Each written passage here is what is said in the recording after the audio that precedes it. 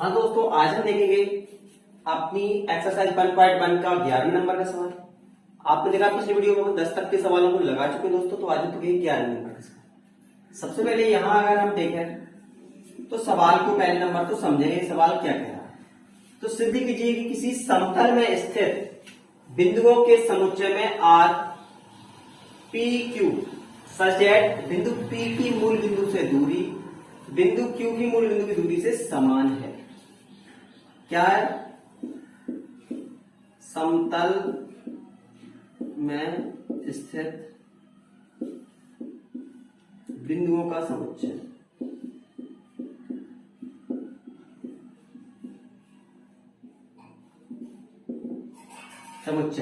में आर बराबर कितना दिया गया है? आर बराबर है पी क्यू सच दैट बिंदु P की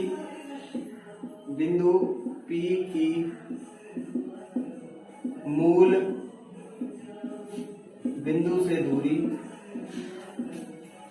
बिंदु Q की मूल बिंदु से दूरी समान है। मूल बिंदु से दूरी समान है जी हमें दिया गया।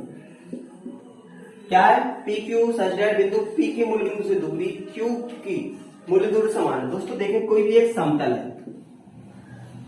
क्या इस तरीके का एक कोई भी समतल है, समतल में स्थित दो बिंदु है। क्या है? कहीं पे P है और कहीं पे Q है। बिंदु P की मूल बिंदु क्या है? J। यहां से जितनी दूरी इसकी मूल बिंदु J, यहां पर 0 0, जितनी दूरी इसकी है उतनी दूरी इसकी है। दोनों बिंदुओं की दूरी कैसी है? एक समान है। इन दोनों बिंदुओं की दूरी एक समान है। अब यहां पर हमें दिखाना है आर में तुल्यता संबंध है। दोस्तों तुल्यता संबंध के लिए आपको पता होना चाहिए कि हमें दिखाना पड़ता है स्वतुल्य, सममित और संक्रामक। तो सबसे पहले देखते हैं हम स्वतुल्य।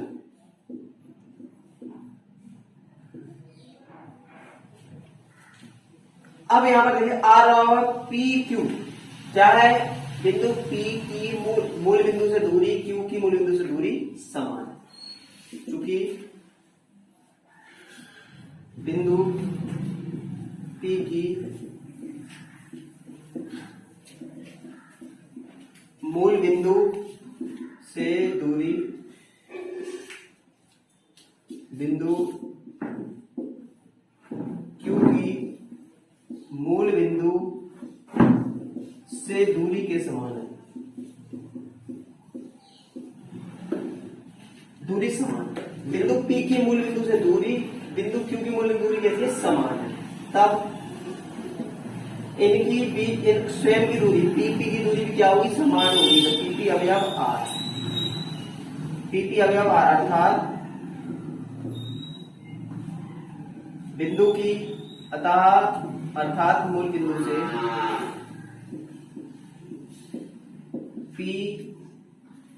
P व P की दूरी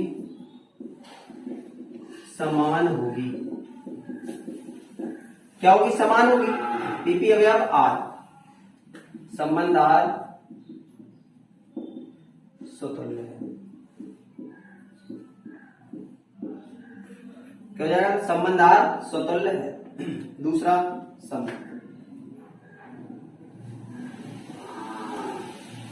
क्योंकि बिंदु P व Q की मूल बिंदु से दूरी समान है। दूरी समान है। क्या बिंदु P व Q की मूल बिंदु दूरी समान है? यानी P Q अवयव है R।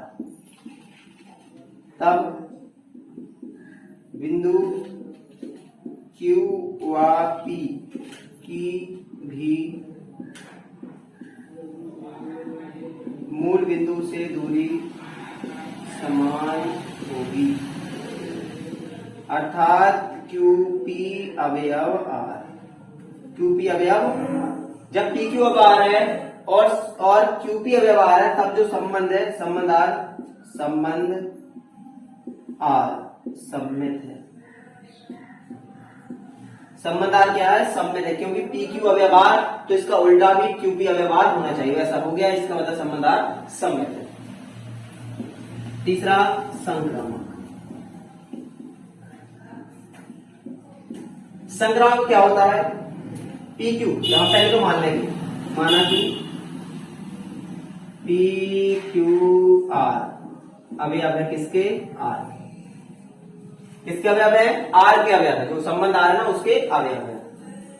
या कह सकते हैं कि समतल में स्थित बिंदु क्या है? अवयव समतल में स्थित बिंदु, समतल में स्थित बिंदु क्या है? पी क्यू आर जो है वो समतल में स्थित बिंदु है। तब क्या हो जाएगा? पी व क्यू की मूल बिंदु से दूरी, मूल बिंदु से दूरी समान है, समान है यानी पी क्यू अवयव है आर तथा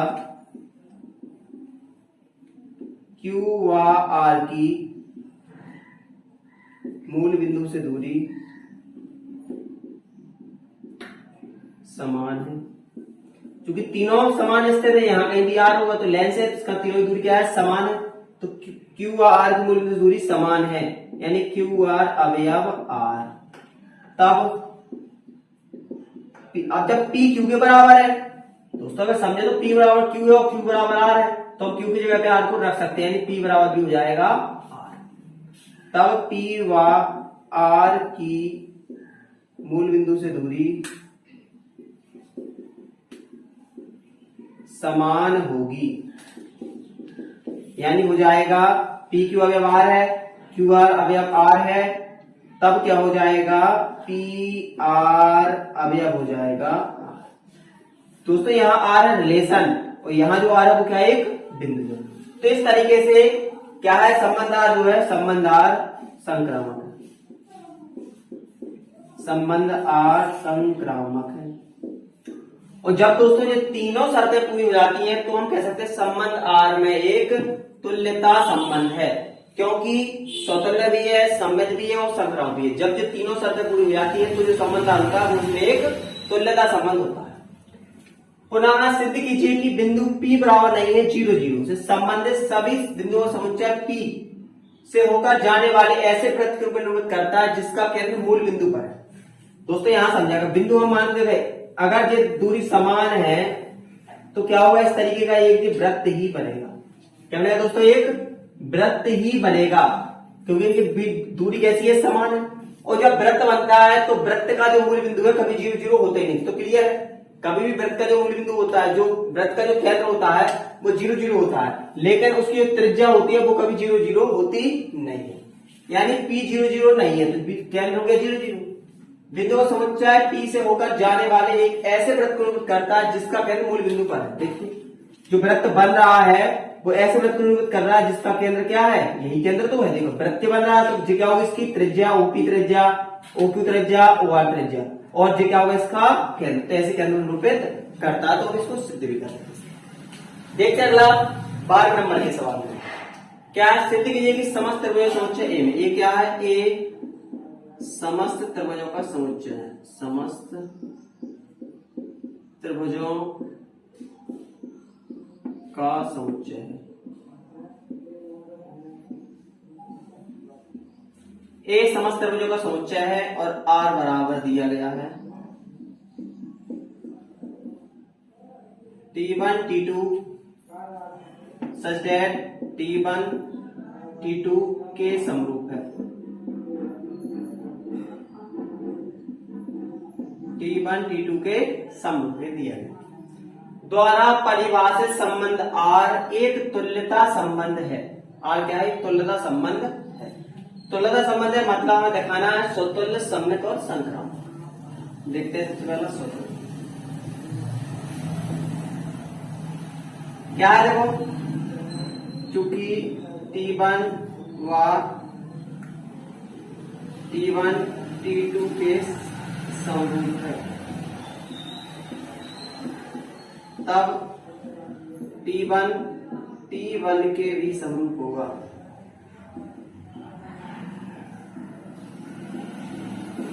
यानी T1 और T1 अब यह हो जाएगा और जब भी समान अवयवार हो जाते हैं T1 T1, ठीक है, या फिर A1 A1, या फिर कोई भी संख्या अगर बराबर आ जाते हैं, वही समान अवयवार हो जाते हैं, तो संबंध आर हो जाता है स्वतुल्य। संबंध आर स्वतुल्य है। आप इसी प्रकार से सम्मित करेंगे। चूंकि T1 T2 के समरूप है, T1 है T2 के समरूप, यानी T1 T2 अवयव है R, T1 T2 अवयव है R, तब T2 T1 के समरूप होगा। जब T1 T2 के समरूप है तो T2 T1 के समरूप होगा, यानी T2 और T1 अवयव R। अगर ऐसा हो जाए कि सीधे अवयव भी R के हो और उसको बदल देने पर भी अवयव R होता है, तो संबंध R हो जाता है संबंध R संबंध R क्या है? संबंध T1 T2 अवयव R है और T2 T1 अवयव R। अब उसको ऐसा क्यों है? कोई भी दो आकृति हो, पहले दूसरे के समरूप है तो दूसरी तो पहले के समरूप हो गई, जो तो क्लियर है, देख लिया गया, दोनों एक सी बनी, तो पहले दूसरे के समरूप है तो दूसरी पहले के समरूप है। तो इस तरीके से इनमें सम्मित हो जाएगा। अगला देखो संक्रामक। अब पहले तो हम मान लें, तो क्या मान लें? T1 T2 T3 क्या है? अभी आप एक ही अवयव है, क्योंकि T1 T2 क्या थे? त्रिभुज बने हुए थे, सब क्या थे? समरूप त्रिभुज थे, तो तीनों क्या है? समरूप कर लें T1 T2 T3। क्या देखें? क्योंकि T1 T2 के समरूप है, यानी T1 और T2 अवयव R, T1 T2 अवयव R, तथा T2 T3 के समरूप है, T2 T3 के समरूप है, यानी T2 और T3 अवयव R। तब जब पहला आकृति दूसरे के समरूप है और दूसरी तीसरी, जब पहली दूसरी दोनों में है तो पहली तीसरी भी क्या हो जाएगी? समरूप हो जाएगी। तब T1 T3 के समरूप होगा, यानी T1 और T3 अवयव R। यही तो होता है जब A1 A2 अवयव R, B यानी A1 A2 कह सकते हैं AB अवयव R, BC अवयव R, तब AC अवयव भी R होना चाहिए। जब इन दोनों में है T2 T2 दोनों में है तो T1 T3 भी दूसरे में होना चाहिए। तो हो गया है संबंध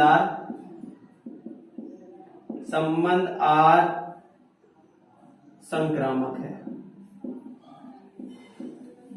अब R स्वतुल्य भी है, सम्मित भी है, संक्रामक, तो लिख सकते था संबंध R में एक तुल्यता संबंध है, क्योंकि तुल्यता संबंध वही होता है जब दिया गया संबंध स्वतुल्य हो, सम्मित हो और संक्रामक हो, तो उसमें तुल्यता संबंध भी होता है। अब बात करते हैं, आगे देखते हैं। भुजाओं 3 4 5 वाले समकोण त्रिभुज T1, भुजाओं 5 12 13 वाले समकोण त्रिभुज T2 तथा भुजाओं 6 8 10 वाले समकोण त्रिभुज T3 पर विचार कीजिए। T1 T2 और T3 में कौन से त्रिभुज परस्पर संबंधित है? क्या है? देखो T1 त्रिभुज की भुजाएं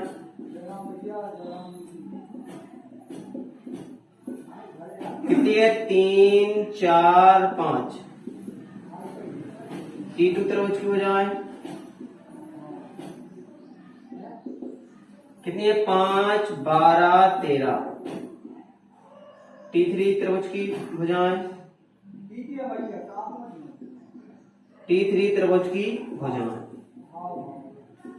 कितनी गई है? 6 8 10 हमें दी गई। हमें बताना कौन से त्रिभुज T1 T2 T3 में कौन से त्रिभुज परस्पर संबंधित है। तो संबंधित वही होगा जिनमें क्या हो, कोई ना कोई संबंध हो, यानी या तो अनुपात है हो। तो देखो तीनों त्रिभुज तो संबंधित तो तीनों वैसे, क्योंकि तीनों समकोण त्रिभुज बने हुए हैं, लेकिन परस्पर संबंधित कौन से हैं? तो देखें कौन से अनुपात बराबर। यहाँ देखें हम अगर 3 का दुगुना 6, 4 का दुगुना 8, 5 का दुगुना 10, इसके अलावा इसमें तो कोई संबंध मिल नहीं रहा है। तो क्या हो जाएगा T1 किसके अनुपात है T3, तो करना 3/6 बराबर 4/8 बराबर 5/7। सबको काटो तो बराबर कितना हो जाएगा 1/2। 3 एकम 3 3 दूनी 6 4 4 दूनी 8 5 एकम, यानी इनमें 1:2, यानी जो T1 और T3 है उनमें 1:2 का संबंध है। इसका मतलब T1 और T2 त्रिभुज परस्पर संबंधित है और अपना आंसर आ जाएगा। लिख देंगे T1 और T3 परस्पर संबंधित है, क्योंकि यही दो त्रिभुज है जो अनुपात में है। बाकी पहले का दूसरे से, दूसरे का तीसरे कोई संबंध नहीं, क्योंकि ये अनुपात में नहीं आता। देखते हैं अगला 13 नंबर के सवाल। स्थिति के समस्त बहुभुजों के समुच्चय ए में, ए समस्त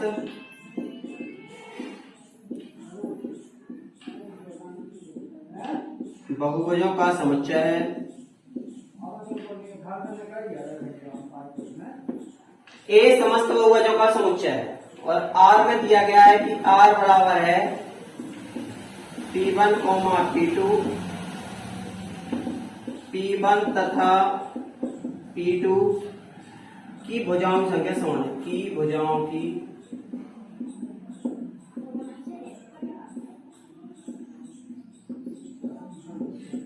भुजाओं की संख्या समान है। प्रकार से संबंधित आर तुल्यता संबंध, फिर से वही आ गया तुल्यता संबंध, मतलब स्वतंत्र होना चाहिए, सम्मित होना चाहिए और संक्रामक होना चाहिए। सबसे पहले देखते हैं यहाँ पर स्वतंत्र के लिए कह रहे हैं, चूंकि P1 तथा P2 की भुजाओं की संख्या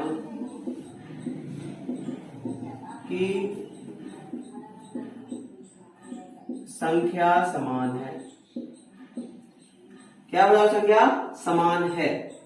P2 की जो संख्या भुजाओं समान है, P1 तथा P1 की भुजाओं की संख्या समान होगी।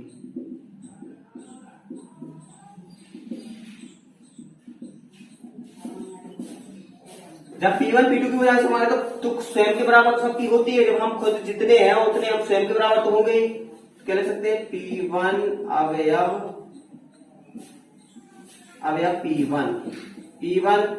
P1 अवयव R, संबंध R स्वतुल्य है, संबंध R स्वतुल्य है। दूसरा देखें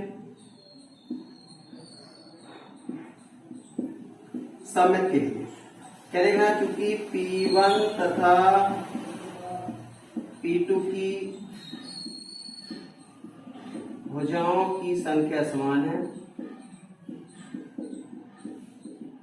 भुजाओं की संख्या समान है, यानी P1 P2 अवयव R, तब P2 तथा P1 की भुजाओं की संख्या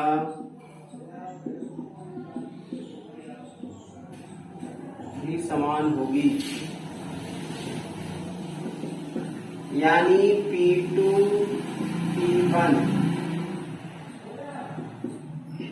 P2 अवयव R। जब P1 P2 अवयव R है और इसका उल्टा P2 अवयव P1 है, इसका मतलब संबंध R सम्मित है, संबंध R सम्मित। संबंध R क्या है? सम्मित है, क्योंकि जब P1 P2 अवयव R है तो इसका उल्टा P2 P1 अवयव भी R होना चाहिए, क्योंकि है, इसका मतलब है कि सम्मित है। तीसरा संक्रामक, हम पहले तो मान लेंगे क्या है, आकृतियां P1 P2 और P3 अवयव काय के हैं? एक ही है, चूंकि P1 व P2 की भुजाओं की संख्या समान है, कि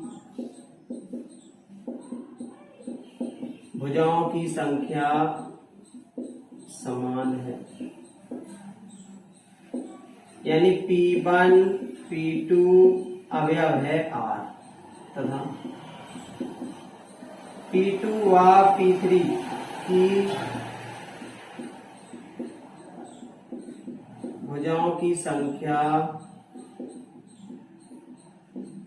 समान है। क्या है? इनकी भुजाओं की संख्या भी समान है, यानी P2 P3 अवयव R। अब जो P1 और P2 की भुजाओं की संख्या समान है, P2 P3 समान है, देखो P1 बराबर है P2 के और P2 बराबर है P3 के। जब ये दोनों बराबर हैं तो P1 बराबर होगा P3 के, यानी सब P1 व P3 की भुजाओं की संख्या भी समान होगी, यानी P1 P3 अवयव हो जाएगा R। P1 P3 अवयव हो गया R। संबंध R संक्रामक है। संबंध R क्या है? संक्रामक है। जो संबंध R है कैसा है? संक्रामक हो जाएगा। तो देखो स्वतुल्य भी है, सम्मित भी है, संक्रामक भी है। इसका मतलब है कि जो संबंध R है उसमें क्या है? एक तुल्यता संबंध है। और अपना जी सिद्ध होगा कि संबंध R में लिख देंगे, अर्थात संबंध R एक तुल्यता संबंध है। हो गया। अब आगे 3, 4, 5 लंबाई के वाले समकोण त्रिभुज से संबंधित समुच्चय ए के सभी अवयवों का समुच्चय। दोस्तों ए भी क्या बना? समकोण त्रिभुज।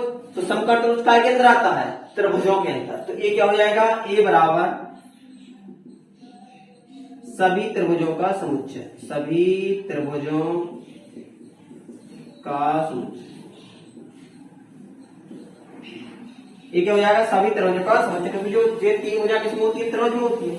और जो दिया गया समकोण, तो समकोण काय के अंदर आता है? त्रिभुज के अंतर्गत आता है। तो सभी त्रिभुज के सभी त्रिभुजों का समुच्चय बन जाएगा। तो इस तरीके से हम इनको लगा सकते हैं। हमने तुल्यता संबंध दिखाया और यहाँ से सभी त्रिभुजों का समुच्चय ज्ञात कर। देखिए ना 14 नंबर के सवाल को क्या है इसमें? मान लीजिए कि XY तल में स्थित समस्त रेखाओं का समुच्चय है। पहले क्या है? XY तल में स्थित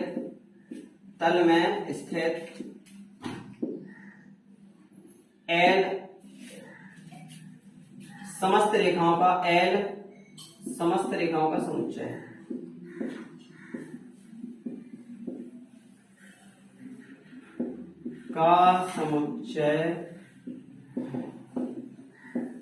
L क्या है? समस्त रेखाओं का समुच्चय है। इसमें R बराबर दिया गया है कि L1 such that L2 such that है L1 L2 such that L1 समांतर है L2।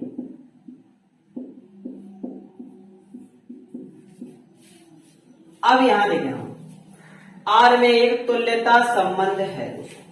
अब यहां पर तुल्यता संबंध है तो यहां समझेंगे हम। अब देखो क्या करना है तुल्यता संबंध के लिए? हमें पहले तो स्वतंत्र दिखाना है। दोस्तों वैसी जैसी हमने अभी तक के 12, 13, 11, 12, 13 भाषा लिखी है, उसी तरीके से आपको इसमें भाषा लिखते चलना है। क्या लिखेंगे? क्योंकि L1 समांतर है L2, तब L1 समांतर है L1 के।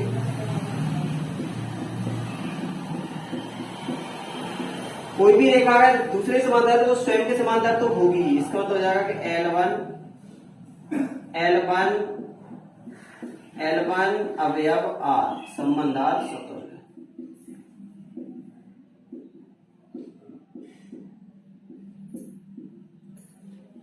दूसरा देखें सम्मित का। चूंकि L1 समांतर है L2 के, यानी L1 L2 अवयव है R, तब L2 समांतर है L1 के। L2 समांतर है L1 के, यानी L2 L1 अवयव है R। L1 L2 अवयव R है और उसका उल्टा L2 L1 अवयव भी R है, यानी संबंध R सम्मित है।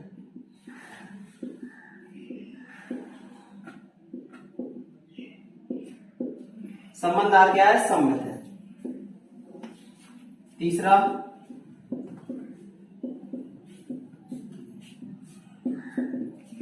संक्रामक देखना। संक्रामक में देखें तो क्या हो जाएगा? तीनों पहले तो मान लेंगे L1 L2 L3।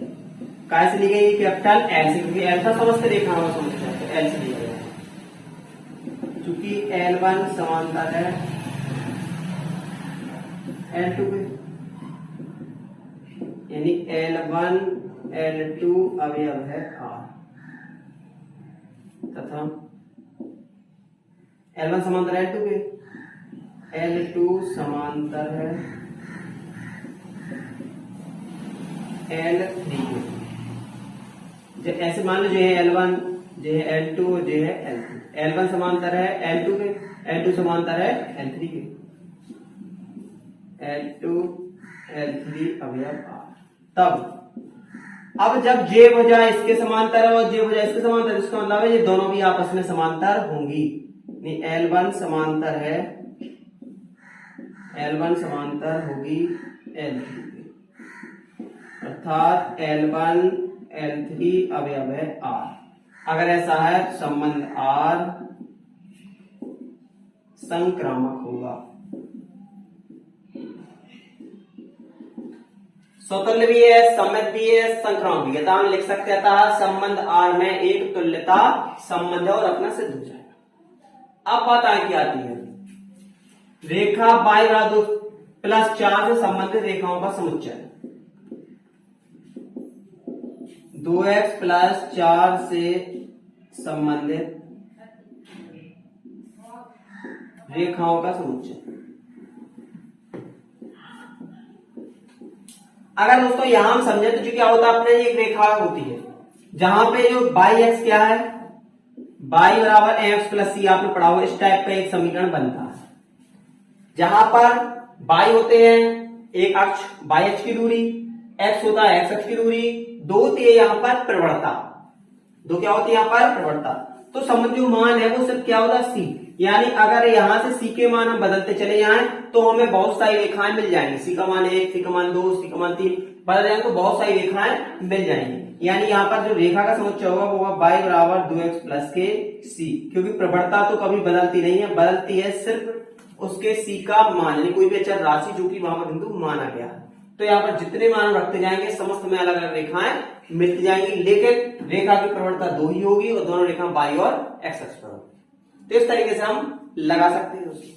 इसी प्रकार विकल्प दिए गए जो हम आपको बताते हैं कि विकल्प किस तरीके से देखें। जैसे देखें हम,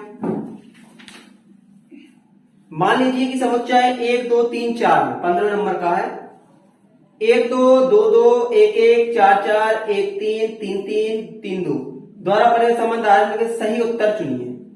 दोस्तों सबसे पहला आप बताइए, इनमें देखें तो 1 1 भी है, 2 2 भी है, 3 3 भी है और 4 4 भी है। और जब किसी में समान अवयवार हो तो इसका मतलब है कि वो स्वतुल्य होगा। तो सबसे पहला तो स्वतुल्य होगा।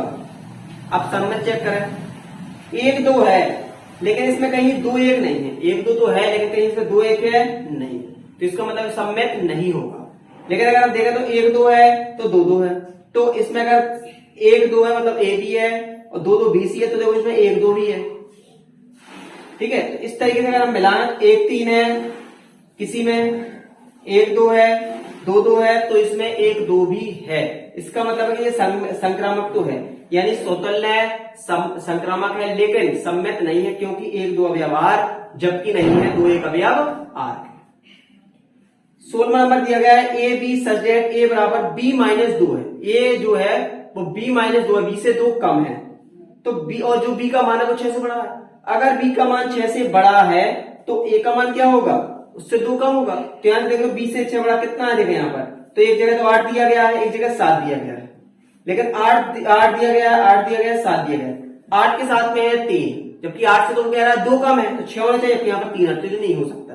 ये दिया गया है 8 और 8 से 2 कम 6, यानी सी नंबर का ऑप्शन 6 8 अवयव होंगे आर, क्योंकि इस समीकरण को संतुष्ट कर देते हैं कि बी का मान 6 से बड़ा भी है और ए का मान बी से 2 कम भी है। तो यहाँ पर जी हो जाएगा इसका आंसर सी। तो आ जाती है एक्सरसाइज 1.1 खत्म होती है दोस्तों। उम्मीद है आपको हमारा वीडियो अच्छा लगा होगा। यदि वीडियो अच्छा लगा तो प्लीज वीडियो को लाइक करें, शेयर करें, और यदि आपने अभी तक हमारे चैनल सब्सक्राइब नहीं किया तो चैनल सब्सक्राइब जरूर करें दोस्तों। मिलते हैं आपसे अगले वीडियो।